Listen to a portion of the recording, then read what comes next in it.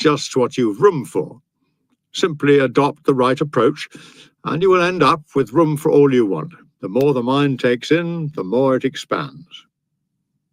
I remember a piece of advice which Attalus gave me in the days when I practically laid siege to his lecture hall, always first to arrive and last to go, and would draw him into a discussion of some point or other, even when he was out taking a walk, for he was always readily available to his students, not just accessible. A person teaching and a person learning, he said, should have the same end in view, the improvement of the latter.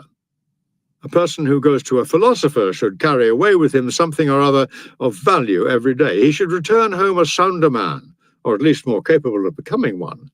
And he will, for the power of philosophy is such that she helps not only those who devote themselves to her, but also those who come into contact with her. A person going out into the sun, whether or not this is what he is going out for, will acquire a tan. Customers who sit around rather too long in a shop selling perfumes carry the scent of the place away with them. And people who have been with a philosopher are bound to have derived from it something of benefit even to the inattentive. Note that I say inattentive, not the hostile. That's all very well, but don't we all know certain people who have sat at a philosopher's feet year after year without acquiring even a semblance of wisdom? Of course I do. Persevering, conscientious people, too. I prefer to call them a philosopher's squatters, not students. Some come not to learn, but just to hear him, in the same way as we're drawn to a theatre for the sake of entertainment, to treat our ears to a play or music or an address. You'll find that a large proportion of the philosopher's audience is made up of this element, which regards his lecture hall as a place of lodging for periods of leisure. They're not concerned to rid themselves of any faults there or acquire any rule of life by which to test their characters, but simply to enjoy to the full the pleasures the ear has to offer. Admittedly, some of them actually come with notebooks, but with a view to recording not the content of the lecture, but words from it, to be passed on to others with the same lack of profit to the hearer as they themselves derived from hearing them. Some of them are stirred by the noble sentiments they hear. Their faces and spirits light up, and they enter into the emotions of the speaker, going into a transport just like the eunuch priests who work themselves into a frenzy to order at the sound of a Phrygian flute. They are captivated and aroused not by a din of empty words, but by the splendor of the actual content of the speaker's words. Any expression of bold or spirited defiance of death or fortune, making you keen to translate what you've heard into action straight away. They are deeply affected by the words and become the persons they are told to be, or would if the impression on their minds were to last, if this magnificent enthusiasm were not immediately intercepted by that discourager of noble conduct, the crowd. Very few succeed in getting home in the same frame of mind. It is easy enough to arouse in a listener a desire for what is honourable, for in every one of us nature has laid the foundations or sown the seeds of the virtues. We are born to them all of us. And when a person comes along with a necessary stimulus, then those qualities of the personality are awakened, so to speak, from their slumber. Haven't you noticed how the theatre murmurs agreement whenever something is spoken, the truth of which we generally recognize and unanimously confirm? The poor lack much, the greedy everything. The greedy man does no one any good, but harms no person more than his own self. Your worst miser will clap these lines and be delighted at hearing his own faults lashed in this manner.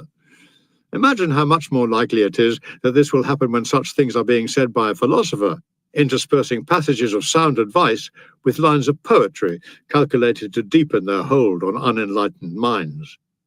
For the constricting requirements of verse, as Cleanthes used to say, give one's meaning all the greater force, in the same way as one's breath produces a far greater noise when it is channeled through a trumpet's long and narrow tube before its final expulsion through the widening opening at the end. The same things stated in prose are listened to with less attention and have much less impact. When a rhythm is introduced, when a fine idea is compressed into a definite meter, the very same thought comes hurtling at one like a missile launched from a fully extended arm. A lot, for example, is said about despising money. The listener is told at very considerable length that men should look on riches as consisting in the spirit and not in inherited estates, and that a man is wealthy if he has attuned himself to his restricted means and has made himself rich on little. But verses such as the following he finds a good deal more striking. He needs but little who desires but little. He has his wish whose wish can be to have what is enough. When we hear these lines and others like them, we feel impelled to admit the truth. The people for whom nothing is ever enough admire and applaud such a verse and publicly declare their distaste for money. When you see them in such a mood, keep at them and drive this home, piling it on them, having nothing to do with plays on words, syllogisms, sophistries, and all the other toys of sterile intellectual cleverness. Speak out against the love of money. Speak out against extravagance. When you see that you've achieved something and had an effect on your listeners, lay on all the harder. It's hardly believable how much can be achieved by this sort of speech, aimed at curing people, wholly directed to the good of people listening. When the character is impressionable, it is easily won over to a passion for what is noble and honourable. While a person's character is still malleable and only corrupted to a mild degree, truth strikes deep if she finds the right kind of advocate. For my part, at any rate, when I hear a Talus winding up the case against the faults of character, the mistaken attitudes and the evils generally of the lives we lead, I frequently felt a sense of the sorry plight of the human race, and looked on him as a kind of sublime being who has risen higher than the limits of human aspiration. He himself would use the Stoic term king of himself. But to me he seemed more than a king, as being a man who had the right to pass judgment on the conduct and the character of monarchs.